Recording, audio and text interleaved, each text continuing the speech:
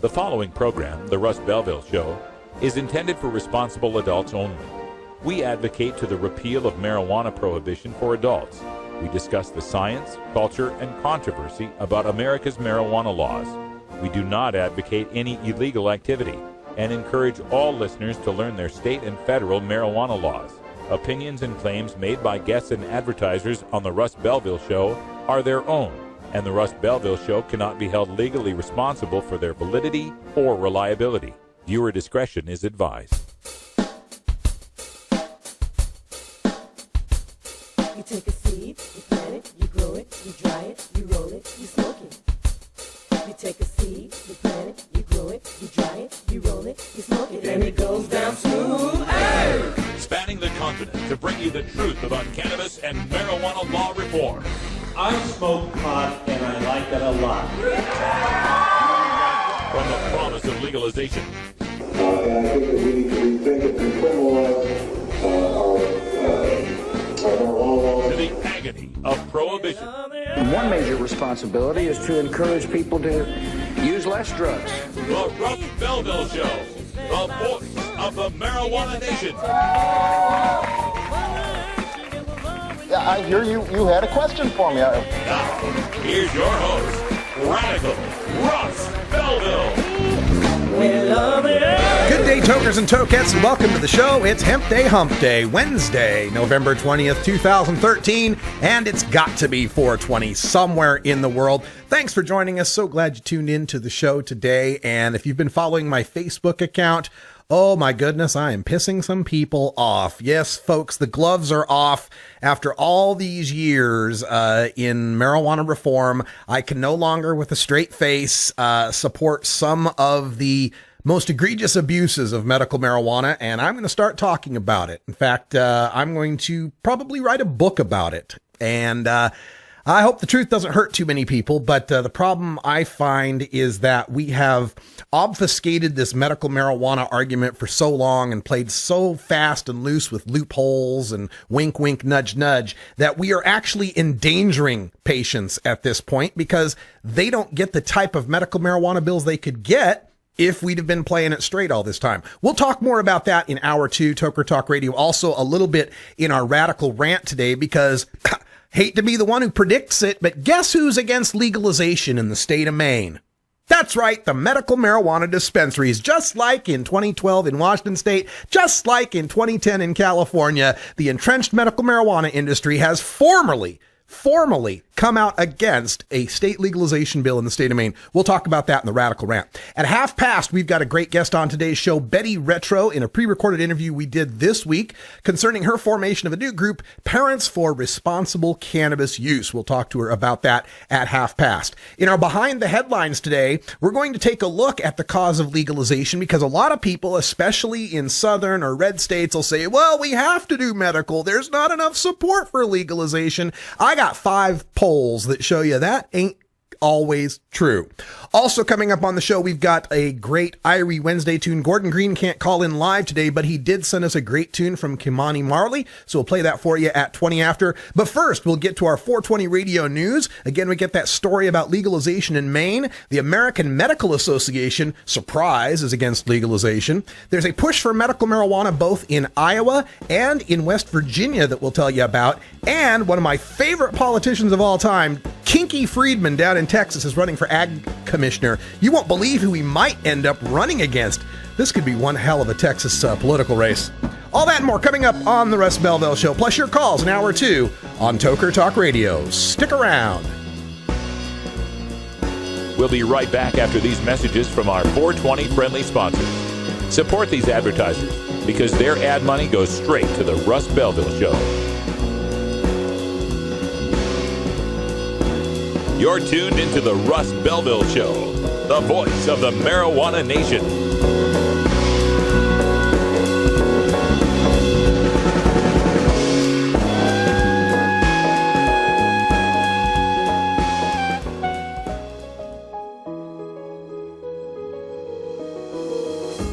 Cannabis Outreach Collective is an alternative health and wellness option located in Gladstone, Oregon, that serves patients in the Portland area and beyond.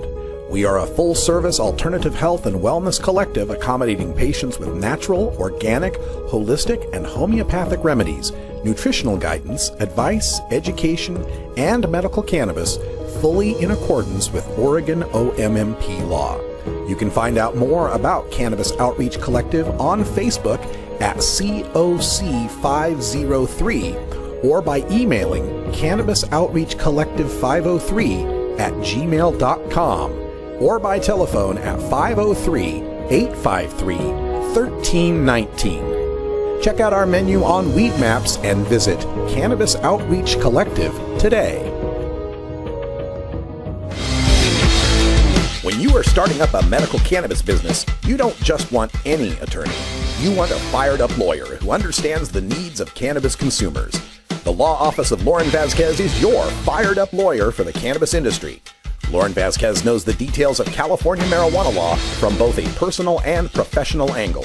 Lauren Vasquez rose from the ranks of college normal activists to become one of the Bay Area's best marijuana lawyers. Visit her website, fireduplawyer.com, or call 1-855-MMJ-LAWS for more information. That's 855-665-5297 for Lauren Vasquez, your fired-up lawyer, or email fireduplawyer@gmail.com. The number again is 855-MMJ-LAWS, 855-665-5297 for your fired-up lawyer, Lauren Vasquez. Lauren Vasquez is an activist attorney you can trust. Call today.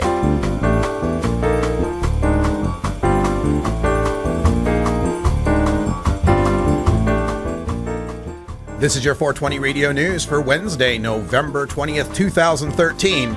I'm Russ Belville. State lawmaker to take third try at Maine marijuana bill, from the Portland Press-Herald. State Representative Diane Russell is hoping that Portland voters' decision this month to legalize the recreational use of marijuana will propel her third attempt to pass a bill allowing the sale and taxation of the drug statewide. The state's legislative council is slated to decide Thursday whether to allow Russell's proposal and others to be taken up as emergency bills in the next session, which starts in January. Medical Marijuana Caregivers of Maine, a trade association representing people who grow and provide medical marijuana, sent out a letter asking people to urge their legislators not to support the bill. The new proposal would impose a 10% sales tax and a 15% excise tax on marijuana. That revenue would go toward public school construction, addiction treatment, and prevention of underage sales and usage, among other programs. American Medical Association reaffirms opposition to marijuana legalization, from U.S. News and World Report.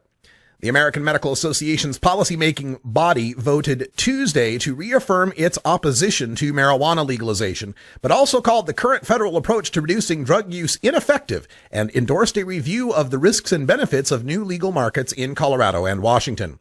The AMA's 527-member House of Delegates decided during its interim meeting in National Harbor, Maryland, to retain the long-standing position that, quote, cannabis is a dangerous drug and as such is a public health concern, end quote.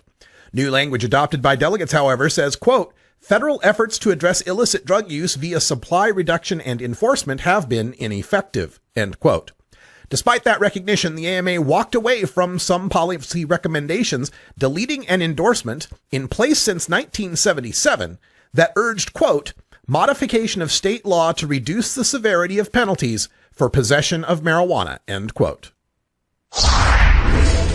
Push for medical marijuana likely in the 2014 Iowa legislature, from the QC Times. A mother, an Iraq War veteran, and a former director of New Mexico's medical marijuana program made the case for changes in state law to allow Iowans with a variety of medical conditions to seek relief through medical marijuana. The public information meeting in Iowa City Tuesday night was sponsored by Senator Joe Bolcom of Iowa City and was about, quote, safe, legal, and controlled access, end quote, to marijuana for medicinal use for people. Said Iraq War veteran from Davenport, quote, it's a shame that I have to go outlaw to use a drug that works for me, who he said treated his PTSD and related symptoms with marijuana after numerous prescription drugs either failed to help or made his conditions worse. Quote, I don't like being an outlaw in a country that I fought for, end quote. Senator Bolcom plans to propose reclassifying marijuana from Schedule 1, which means it has no medicinal benefit, to Schedule 2. Details of West Virginia medical marijuana bill emerge from the News Observer. The first details about a proposal to legalize the use of marijuana for medicinal purposes in West Virginia emerged on Wednesday during a legislative committee meeting. Charles Roskovensky, the chief counsel for the House Committee on Health and Human Resources, told the Joint Committee that a bill he's drafting for them would allow people with certain illnesses like cancer and glaucoma to possess up to 6 ounces of marijuana. If the bill becomes law, registered patients would be able to purchase medical marijuana at 5 compassion centers throughout the state that would be chosen through a competitive bid process, he said. Registered patients would also be allowed to have a limited number of 12 marijuana plants, he said. Even though he doesn't smoke it anymore, marijuana is at the core of Kinky Friedman's run for public office. From Houston Press. Kinky Friedman hasn't smoked pot in more than 20 years, but that's not keeping him from running for Texas Agriculture Commissioner with legalizing cannabis as his main platform plank. Famed Major League Baseball fastballer Nolan Ryan may enter the fray on the Republican ticket, as he has hinted, and if so, the race for Texas Agriculture Commissioner just might be Texas's top political circus of 2014. Said Friedman, quote, "Look, I'm 69. I don't have time for stunts. I'm dead serious about this run and about pushing for legalization. Marijuana is at the heart of a crucial matrix that, if we can get it straightened out and in motion, will become a great economic engine we can use to solve some of the biggest problems we faced as a state. It's time Texans ask themselves, are we going to secede or are we going to lead?" End quote. This has been your 420 Radio News for Wednesday, November 20th, 2013. I'm Russ Belville.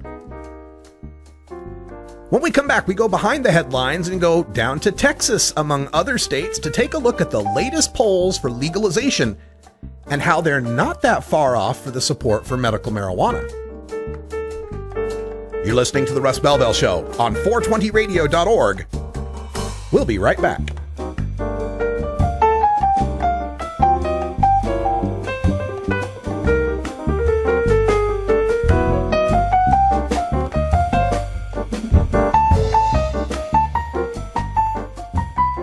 Hey, tokers and tokettes, Radical Russ here to introduce you to my friend Matt and all the staff at Lush LED Lighting. Growing plants indoors can be a rewarding hobby, but electricity bills can go through the roof. Then you have to cool down all those big hot lights. It can drive a grower insane. With Lush LED Lighting, you can solve many of these issues and double your rewards.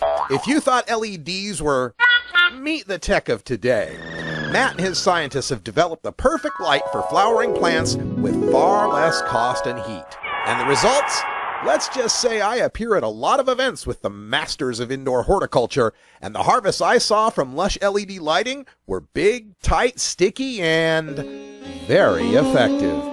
Check out lushledlighting.com right now and tell them Radical Russ sent you.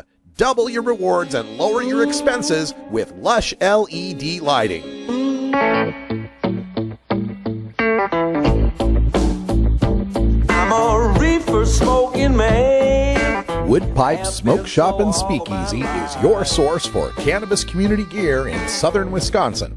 Owners Brian and Tammy Wood are located in Kendall, just outside of Madison, and they've got everything for the smoking enthusiast, including a full assortment of pipes, water pipes, hookahs, bubblers, one-hitters, and so much more.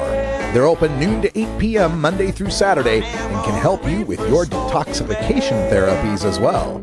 Call 608-466-7473 or email woodpipes@yahoo.com for more information. That's 608-466-7473 or email woodpipes@yahoo.com. And as always, go pack go. 420radio.org presents our live original production of Red Eyes Reggae Flashback with Brian the Red every Wednesday night, live at 8 p.m. Pacific Time, with replays Thursday at 10 a.m., Fridays at 3 a.m., and a 2-hour block every weekend, Saturday and Sunday, starting at midnight. The best deep reggae tracks and roots rhythms with Brian the Red right here on 420radio.org.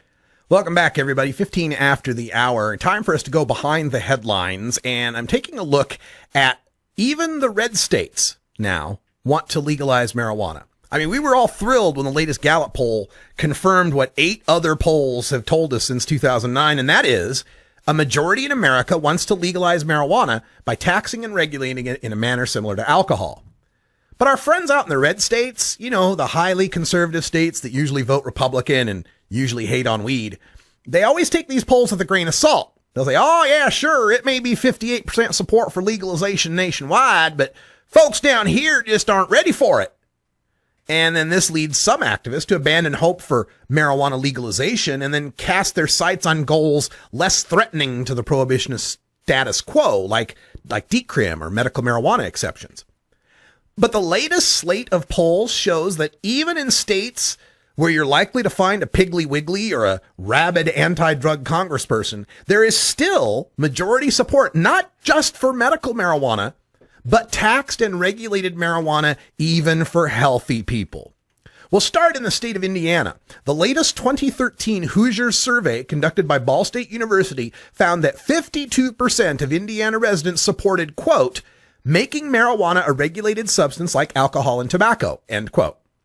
Democrats, of course, supported it at just about a supermajority, 64%, but even a plurality of Republicans, 49%, more supported legalization than opposed it. And astoundingly, when the question was modified to ask about taxing marijuana like cigarettes, support jumped to 78% among all respondents, regardless of party, with near equal support. So will this mark a shift from treat it like alcohol to treat it like cigarettes? Let's take a look at the state of Missouri. When given a quick description of Show Me Cannabis's plan to legalize marijuana in Missouri, the firm of DHM Research found that a plurality of 50% of voters were strongly in favor or leaning towards marijuana legalization. But then when they explained the details of the plan at length, support went up 4 points to 54% support, 44% opposed. Down in Kinky Friedman's state of Texas, the Lone Star State, they surprised everyone when MPP's latest poll showed that 58% of Texans are in favor of, quote, making marijuana legal for adults and treating it like alcohol, end quote. Even more surprising was that legalization found the exact same level of support as medical marijuana at 58%, and decrim did only marginally better at 61%. Could Texas be the first state to bypass medical marijuana entirely and move straight to legalization? How about next door in Louisiana? Support for medical marijuana in the Bayou State is still much greater than support for legalization, with almost 2 out of 3, or 65%, supporting special exceptions to criminal prosecution for medicinal use of cannabis. However, a majority, 53% of Louisiana voters support taxing and regulating marijuana for healthy adults, with just 37% in opposition. And in Florida, St. Pete polls conducted an August survey that found huge support for medical marijuana, with almost 74% of Floridians supporting a constitutional amendment to institute protections for the sick and dying who use cannabis. However, a whopping 59% of Floridians support the idea that, quote, marijuana should be taxed and regulated like alcohol and be made legal for any adult to use, end quote, with just 35% in opposition. The problem, of course, is translating this political support into political change. The voters in Texas, Louisiana, and Indiana can want legalization in one hand and shit in the other, and without the power of ballot initiatives, they're forced to wait for the politicians who are not likely to want to legalize marijuana anytime soon. The voters in Florida do have an option. They can try to pass a constitutional amendment, but that requires 60% of the vote, so the activists down there are focusing on medical marijuana. Only in Missouri do they have the shot at passing legalization by signature drive ballot initiative. But in those kind of states, the political establishment, and this is happening in Arkansas as well, the attorney general continually rejects their petition titles and their petition summaries on the flimsiest of technicalities or interpretations to force them to go back over and over again through that process to try to delay and obstruct legalization. But folks, there is majority support all across this country for full marijuana legalization. We just have to learn how to marshal it. All right, folks, got to take a break. When we come back, we'll have our Irie Wednesday Daily Toker tune. We got a Marley for the day, Kimani Marley, with Brave Ones, coming up after the break. Oh, have you ever met that funny reefer man? A reefer man. Have you ever met that funny reefer man? A reefer man. If he said he swam to China, he would sell you South Carolina. Then you know you're talking to that reefer man.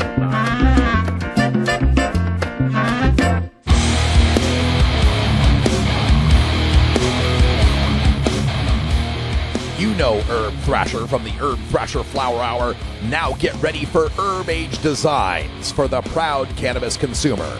Herb Age Designs, lifestyle gear for the 420 friendly. Herb Age Designs, home of the famous lighter leash. Herb Age Designs, get your Herb Age t-shirts and hoodies and show your pride. Herb Age Designs, we've got frisbee golf discs and durable hemp gear. Herb Age Designs, we've got shot glasses, drinking glasses, coffee mugs, and beer cozies.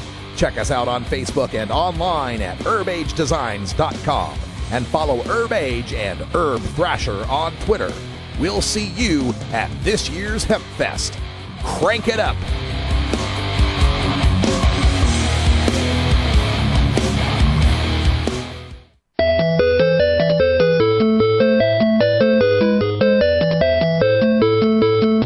Приветствую. Меня зовут Дани Данько. Я редактор журнала High Times. Отвечаю за отдел культивации, или, проще говоря, выращивания. Приглашаем вас в Амстердам с 24 по 28 ноября, чтобы посетить ежегодный турнир Cannabis Cup, уже 26-й по счету. Там мы сравним множество видов марихуаны и гашиша из межных кофешопов. Еще у нас там выставка товаров, семинары по выращиванию, ночные концерты и вручение премии за лучший в мире сорта марихуаны. Хотите получить 10% скидку со стоимости билета? Используйте промокод DANKO на сайте cannabiscup.com. Ждем вас!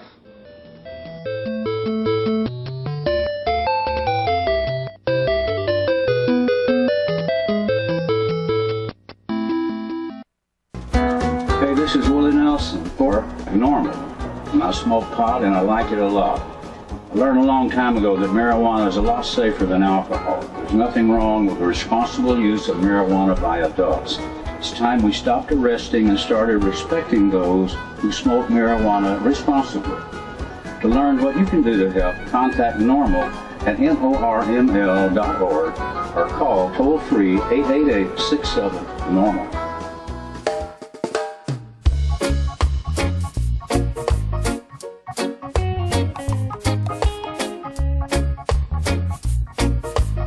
Everyone knows music and marijuana go together, so let's wind up our 20 after break with the Russ Belville Show's Daily Toker Tunes, the best in pod-safe 420 music from around the web.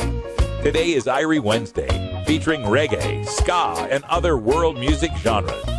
You can get downloads and more information about all our Daily Toker Tunes by visiting music.radicalruss.com. Now, sit back and enjoy your Daily Toker Tune.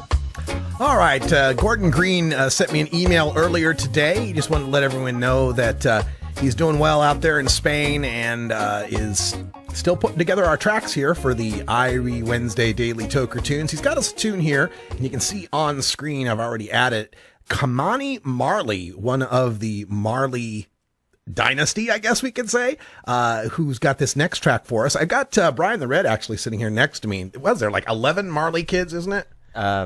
Confirmed. I think, confirmed. I think there's 9 confirmed. 9 confirmed.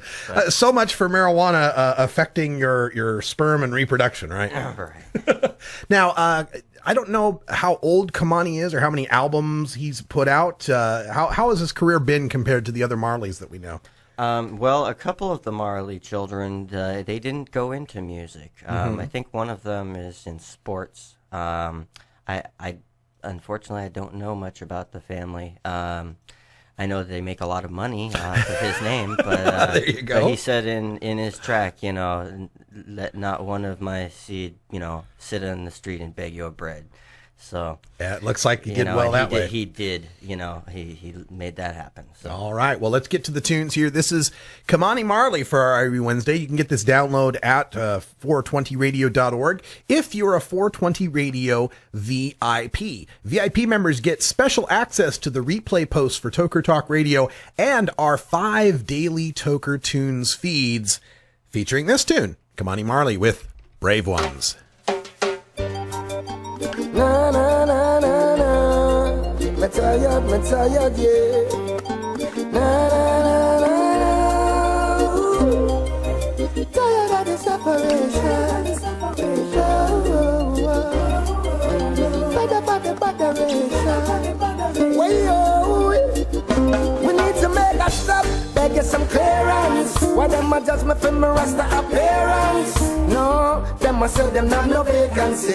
And I said them a go call some me for wait and see. Selassie sons, we are the brave ones. We not no time for to mingle with pagans. Trod the right road even if for poverty. Try hold on in this world of calamity. Well, even though we work so hard, still not get no pay. The thunder rainstorm and mama board us blow away. You were with them did they when get a youth I try maintain a golden life and trying to find a way to cure the pain. How so much people suffering, nobody to take the blame. The mood I love to leave me on the ground for burn up in the flames. But then I go get no chance to see me snatch up no cocaine. You must be mad, you must be crazy or insane. We need to make a stop, beg you some clearance. Why them a judge me for my rasta appearance? No, them a say them have no vacancy. And I said them a go call some me for wait and see. Selassie sons, we are the brave ones. We not no time for to mingle with pagans. Trod the right road even if for poverty. Try hold on in this world of calamity. To them see the locks for me, them think I'm not intelligent, but I'm here to show them what is evident. Them better know I'm not a weak fence. And when me touch the road, that is my defense. So be real and don't pretend. And in the righteous book that was written, so call on judge who made us. He will embrace us. Negative people, we don't need them. Stop, beg you some clearance. Why them a judge me for my rasta appearance? No, them a say them have no vacancy. And I said them a go call some me for wait and see. Selassie sons, we are the brave ones. We not no time for to mingle with pagans. Trod the right road even if for poverty. Try hold on in this world of calamity. Hey, and you don't have to judge me, cause we are Jaja children. And if your brother's hungry, don't eat it all. Take some and give him. We need to make a stop, make us some clearance. Why them a judge me for my rasta appearance? No, them a say them have no vacancy. And I said them a go call some people wait and see. Selassie sons, we are the brave ones. We not no time for to mingle with pagans. Trod the right road even if for poverty. Try hold on in this world of calamity. We need to make a stop, beg us some clearance. Why them a judge me for my rasta appearance? No, them a say them have no vacancy. And I said them a go call some people wait and see. Selassie sons, we are the brave ones. We not no time for to mingle with pagans. Trod the right road even if for poverty. Try hold on. Kom allemaal naar de Cannabis Cup van 24 tot en met 28 november in Amsterdam in de Van Genthallen bij Amsterdam Roest. Verwacht alle coffeeshophouders uit Amsterdam die hun beste nieuwste producten laten zien. En hun wiet en hash wordt gekeurd door een panel aan deskundige wiet-experts die een uitreiking gaan doen wie de beste wiet en hash heeft van het land. Verder heel lekker eten, drinken, sapjes, toffe optredens in de Melkweg. Dus zorg dat je erbij bent, 26e editie van de Cannabis Cup.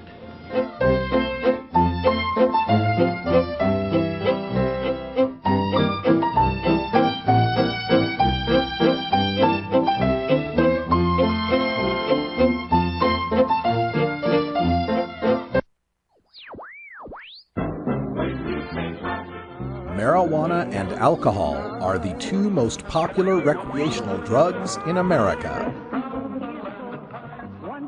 Marijuana smoking is non-toxic, relatively safe, and has a low risk of dependence.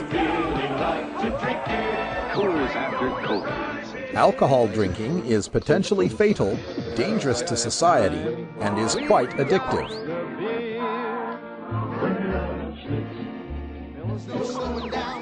Marijuana is safer, so why are we driving people to drink?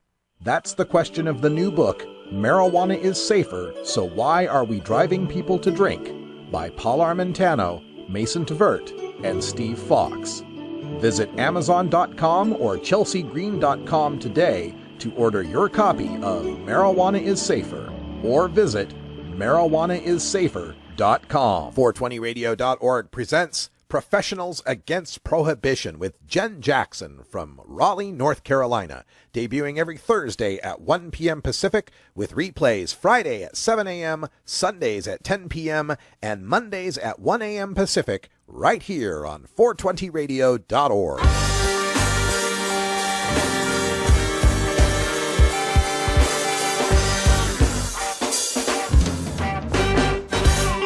Activism begins with ACT. The Russ Belville Show features the stories of hardworking grassroots activists working for an end to prohibition in today's activist agenda. All right, everybody, welcome back. Time for our Listen to Your Mother segment, and joining us on the telephone, we have Betty Retro, who's an activist out of the state of Virginia. Betty, welcome to the show. Thanks for having me.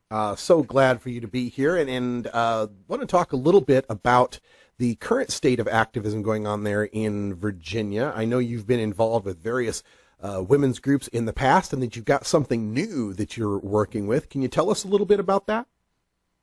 Yes, I just recently started a group called Parents for Responsible Cannabis Use, and it's just kind of a pet project I just recently started with a couple other activists that I've known through various different groups.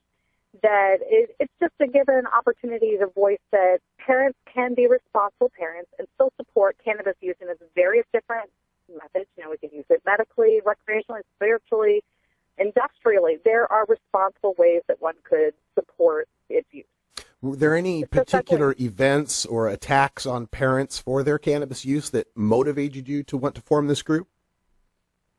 There are numerous ones. Every day you see more issues with CPS getting involved in medical use or even activists that our First Amendment rights are being taken away from us, that we're not allowed to voice our opinion. And here in Virginia in particular, it is an issue.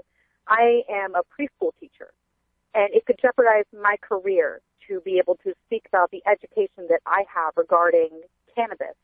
But I don't feel that I should have to silence myself for something that I know that can help people. I got into that job for the same reason that I'm an activist. I want a better world for our children. And I don't think that the two interfere with each other. They shouldn't. Just because I believe one thing doesn't mean that I am not an amazing teacher. So I felt that here people need to be able to speak up. They need a venue. It needs to show that you can still be a responsible individual, responsible adult, a responsible parent that believes in cannabis use. You know, one of our show hosts here on 420 Radio, Lisa Calvin, was a high school teacher out in the state of Iowa for years and years and years. And she tried to have an alternate identity, Lively Libra, that she would use for her medical cannabis activism. She's a glaucoma patient. And soon enough, one of the high school kids figured out that Lively Libra was Mrs. Calvin, and the administration there basically wanted to fire her, but she went and got herself a lawyer, and they managed to work it out so that she would just choose to retire early with a severance package. But this is one of the stories that I think Parents for Responsible Cannabis Use would be all over, because this is essentially silencing people's First Amendment rights. It has nothing to do with cannabis. Exactly. And it's not even just for teachers. It's all kinds of careers can be jeopardized for your beliefs.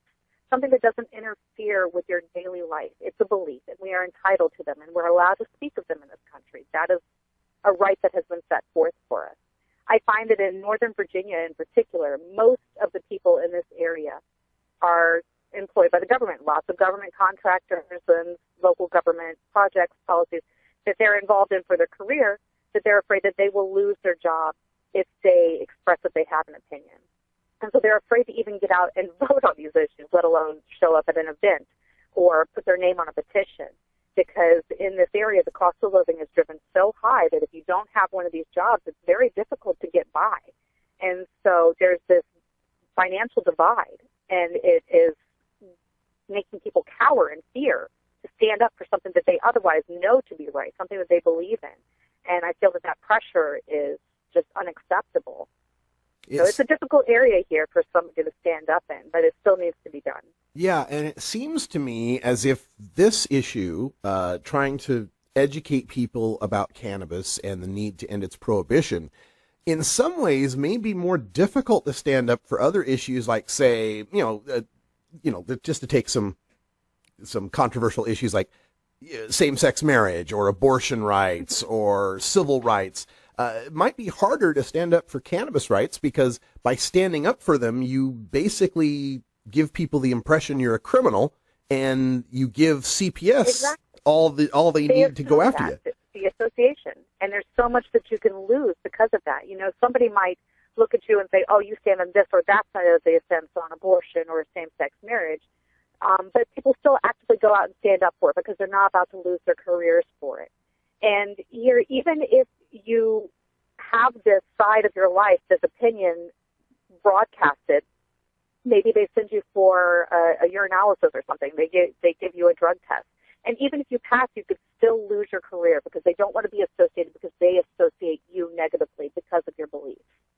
And it's simply not fair that somebody could do a fantastic job in their respective career, but because of something that they believe can make the world a better place, their entire future is jeopardized. It's absolutely un-American. It's not the things that we're supposed to stand for in this country. And so I'm not one to bite my tongue. I understand the feeling. In fact, I'm on this radio show right now because of, like you mentioned, drug testing, which I guess would be another angle for parents for responsible cannabis use to talk about because, I had a IT career. I got the job offer of a lifetime, but because of a drug test, that was taken away from me. And now I'm here. Not that I regret being here or hate what I do. I mean, I love the job I have and I wouldn't do anything else, but still that drug test completely changed the trajectory of my life. Absolutely. That is a subject that we have been talking about recently. Something that we hope to move forward as one of our points of conversation is, in particular, drug testing for office jobs. There is absolutely no right or reason to drug test for an office job, especially in medical states, which is nearly half of our country now. And this is something I think we need to address because let's just say, for example, somebody has cancer and they're taking an RSO treatment to treat their cancer, and a job comes in and decides to give them a urinalysis, and they're subject to losing their career or facing cancer without the medicine that they know that works. It's a HIPAA violation. It's exposing their medical needs. For what purpose? It doesn't impact their ability to do their job in an office setting. People can have their opinions about things, about heavy machinery, as far as, like, maybe they don't want their children's school bus driver to be smoking before they drive their child. But for somebody who's sitting in an office and doing routine work that they are licensed and qualified to do, there is zero reason that the patients cannot have access to this, that a responsible adult user cannot have access to this. If it doesn't impede upon the performance, it's discrimination, and it's keeping the supporters in a lower income bracket. So it's keeping money out of cannabis is kind of an opinion that I'm forming of it, something that I've just witnessed throughout the community. No, that's a very good point. I mean, throughout my IT career, before I had that big full-time job offer, I had spent all my time as a contractor because, there was no drug test involved with being a contractor, but that also meant there was no health care coverage, no retirement account, and I was getting paid about half to a third what people in similar careers full-time would get paid. Absolutely. It's just disgusting. And we're speaking with Betty Retro. She's out in Virginia and helping to form the new group, Parents for Responsible Cannabis Use. And is the plan here to make this a nationwide chapter-based type of organization? We're taking it one step at a time. We really only just formed recently, and we are talking with another group that recently formed, Parents for Pot, and just getting the dialogue out there that there are parents that support this. So we are very, very new groups, and it's just basically people that have been looking for a place to voice their opinions. Eventually, if we have enough people who want to support what we do, we would look at that option. But we're going to proceed very cautiously and by the book. So we're taking it one step at a time. You know, you mentioned people having to choose between, their cancer treatment or getting a particular job. Bringing this back to the parents' angle, and last week we did a whole show on Child Protective Services. We spoke to many medical marijuana patients where they were given the choice of, stop taking your medicine for 6 months so that you can pass a P test so that you can get your child back. And so then you have people with multiple sclerosis or severe pain that are, basically being tortured in order to get their kids back, and it's just obscene. I don't understand how that would make anything better for their child, for their parent to be in pain, to have their medical condition take over their life. It's going to detract from their ability to be there for their children. Children require a lot of attention and energy, and when somebody is in pain, they have neither of those things. It impacts every aspect of your life when you're in discomfort, and so that's why medical marijuana is such a fantastic option for parents, because it is not addictive. It doesn't have the side effects. It's non-toxic, and it is something that provides relief for these parents so that they can go and be there for their children. I have seen it for so many conditions that it gives them a second wind, a second life, that I have never seen a pharmaceutical option match. Mm-hmm. And as Ngaio Belam points out, it also helps you enjoy those animated features that children love so much.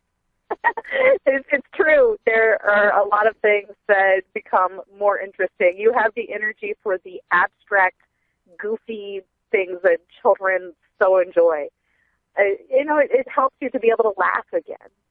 Because if somebody is in discomfort, they lose their sense of humor. It's difficult to laugh and to relax and to enjoy the whimsy that children need. So it helps you to find that part of your character again. I'm all for it. In speaking about parents and responsible cannabis use, I mean, kind of the framing so far is that if you're suffering as a parent, you'd be bad as a parent, so cannabis can get you to the point where you're back to where you should be. But do you feel that cannabis, even for people that are healthy parents, might make them better parents by, like you said, getting them in touch with whimsy and fun and so on? Yes, actually, I do. I believe that there is room for responsible recreational use. It would be an absolute double standard to say that a responsible parent could unwind with a glass or two of wine at the end of the week, that they could relax somehow after a stressful week, because stress does impact our actions, our personality, and our ability to have patience for the mommy.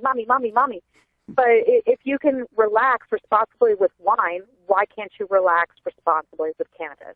There are many different ways. If somebody objects to having smoke in the house, somebody could vaporize. There are cannabis capsules. There are medicated foods that somebody can consume. There are any number of ways that they can find relaxation through cannabis. When they're relaxed, when they're happy, they're going to be a better parent. Parenting is stressful. It's very stressful. Life and work is stressful.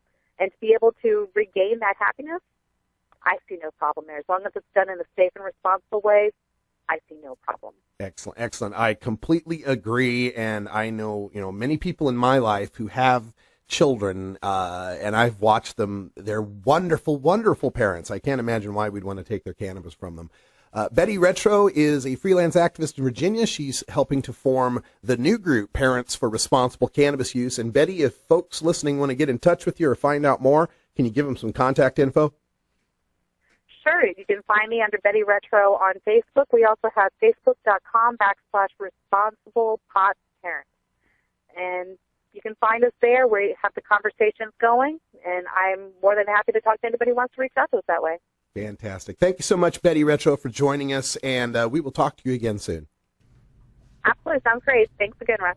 Great pre-recorded conversation with Betty Retro out there in Virginia, leading the fight with Parents for Responsible Cannabis Use. Got to like the name of that group there, Parents for Responsible Cannabis Use. It's not just moms, it's also dads. They all want responsible cannabis use. It's what's best for the kids. All right, when we come back, it's Stoners Against Legalization. Part 3.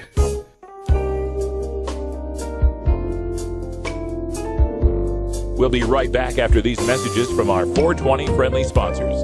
Support these advertisers because their ad money goes straight to the Russ Belville Show.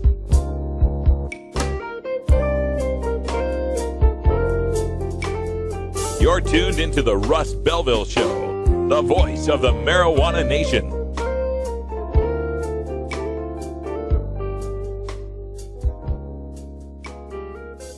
Ever wonder how often to change your bong water? The most effective method for baking pot brownies? The best destinations for a ganja getaway? How to hide herb in your car? Whether to grow your own? How precisely to legalize it? Or how something as wonderful as marijuana ever got to be illegal in the first place? Finally, you can find all these answers and much more in the official High Times Pot Smoker's Handbook, featuring 420 things to do when you're stoned. Since 1974, High Times magazine has covered marijuana in all its aspects and wonders, from cultivation to legalization to the herb's enduring and exalted place in popular culture. Packed with inside information, the official High Times Pot Smoker's Handbook rolls all of this collected wisdom together into a single indispensable ganja guide, including an entertaining look at marijuana's history, profiles of herb-friendly travel destinations and festivals, favorite potluck recipes from the High Times staff, smoking skills, advocacy and activism, essential marijuana movies and songs, profiles of famous cannabis strains, comprehensive growing information, celebrity endorsements, and much more.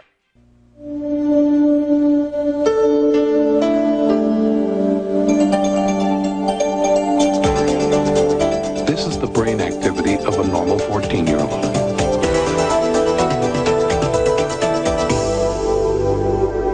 This is the brain activity of a 14-year-old after smoking marijuana.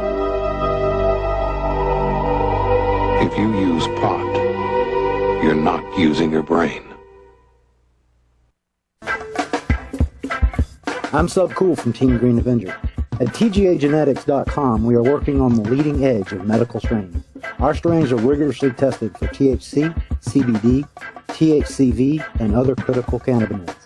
Know your grow. Check out our genetic diversity at TGAgenetics.com, the home of Jelly Bean, Jack the Ripper, Vortex, and other award-winning cannabis strains.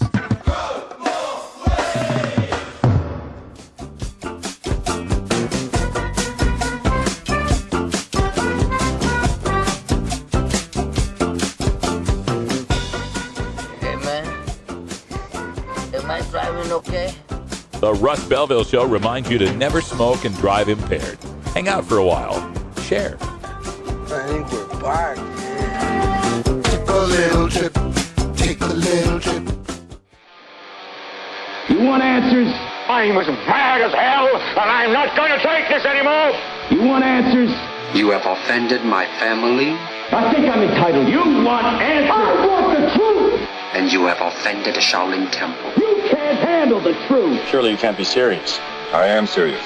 And don't call me Shirley. Radical rant. Medical marijuana dispensaries fight legalization. Again. Legalization advocates rejoiced after this election when Portland, Maine became the first East Coast city to vote for the legalization of marijuana possession by adults 21 and over. Buoyed by the support, Portland Democrat Diane Russell is going to try once again to move her bill for statewide marijuana legalization through the Maine legislature. Lining up to oppose her is the usual cadre of drug rehabbers, police organizations, and medical marijuana dispensaries? Medical Marijuana Caregivers of Maine, a trade association representing growers and dispensaries, sent out a letter to its members and the public urging voters to lobby their legislators to oppose the legalization bill. Maine Public Broadcasting reports that Paul McCarrier, a spokesman for MMCM, fears that legalization for healthy people would, quote, threaten to undo the medical marijuana system that's in place and create an underground market for marijuana, end quote. What is the current market in marijuana for healthy people in Maine, Paul? He continues, quote, with the level of tax they're suggesting on marijuana, including having a minimum amount per gram, all that will do is encourage a black market in this state and will drive up the costs for marijuana producers in general, end quote, McCarrier says.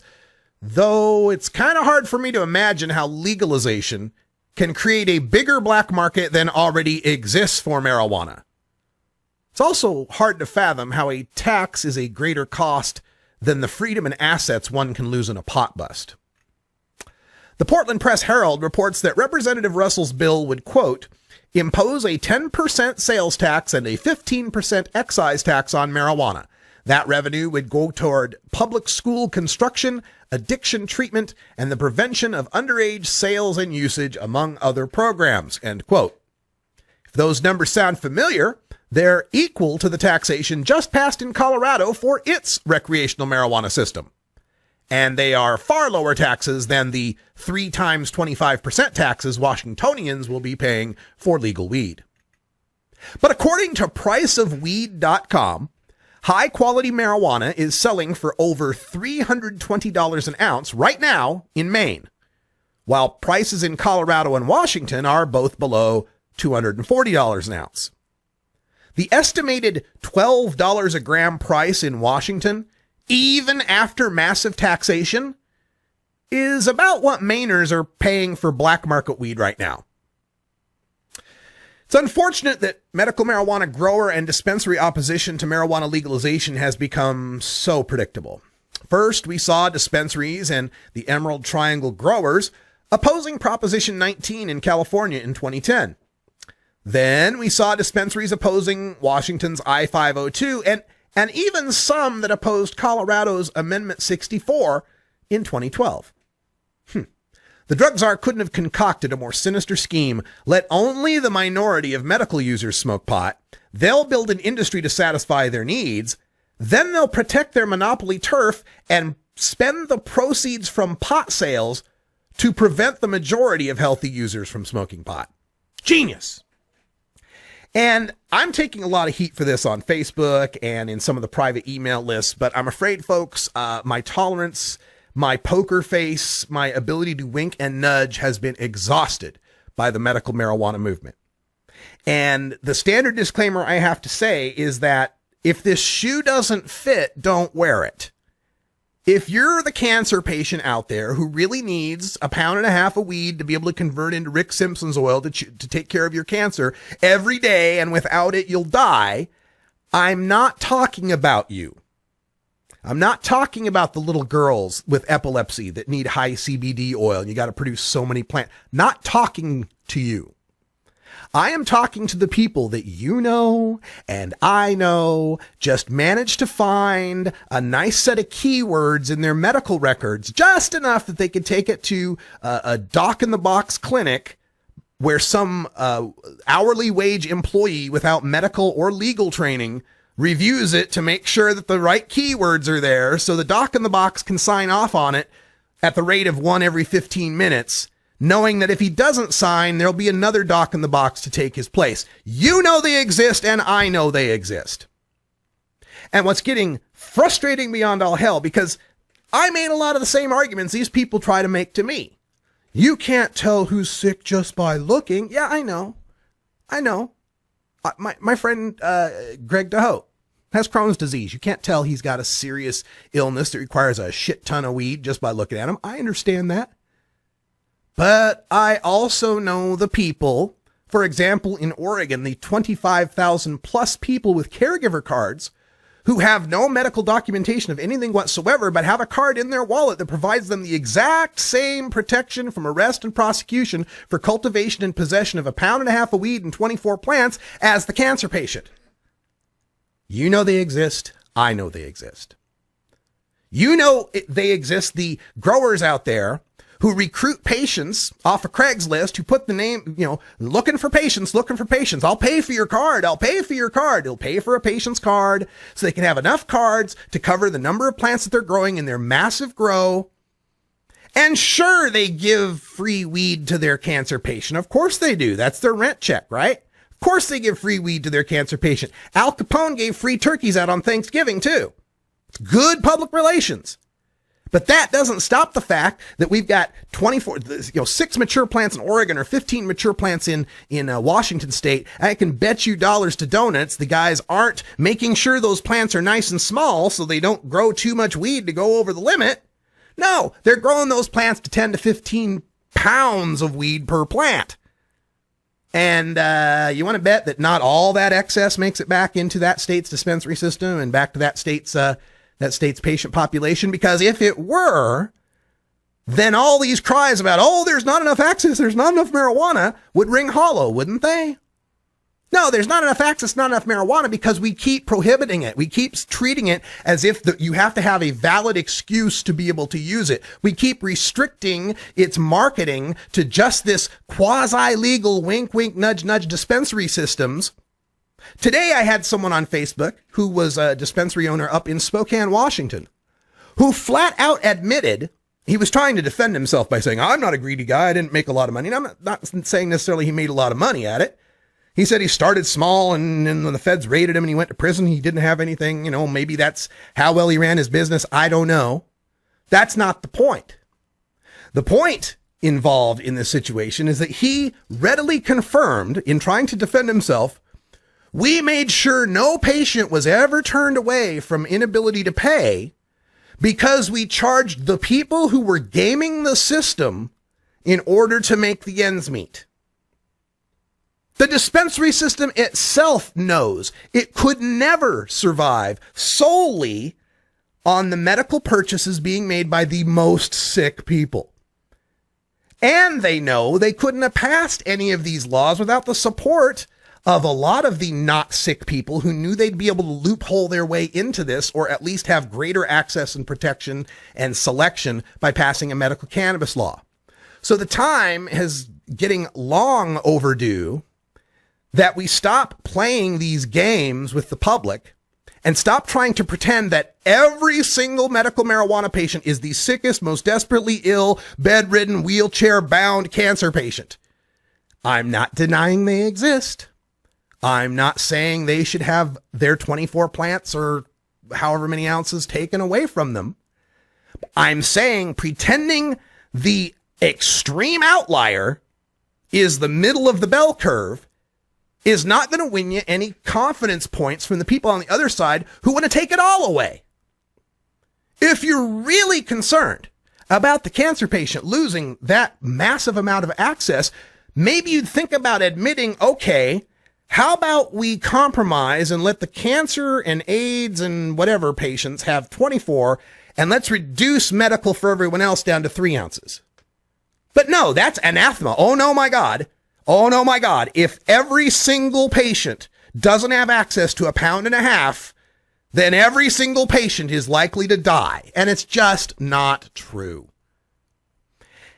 And then I get to be the one that's called divisive over this shit when the division began in 1996, when leaders of the reform movement decided that we could have most of the cannabis patients wait in the back of the bus long enough to make sure that the sickest and most disabled were taken off the battlefield in the war on drugs. And we dutifully went to the back of the bus, and we dutifully volunteered and donated and voted for every single medical marijuana law, even as we knew it wouldn't protect us, even as from state after state after state, they got more and more and more restrictive because they were reacting to all the clear abuses they could see in the previous states.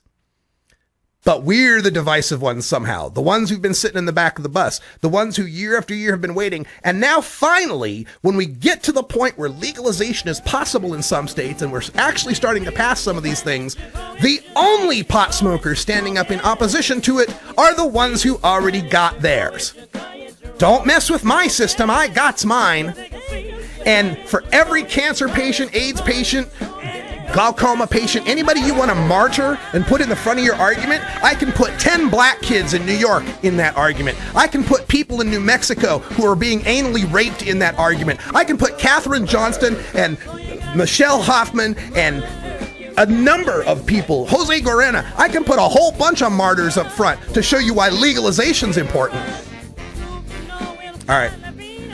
Got to chill out a little. For Brian the Red, I'm Radical Russ. Thanks for joining us. We'll take this into hour 2, Toker Talk Radio. And until next time, take care of each other, Tokers.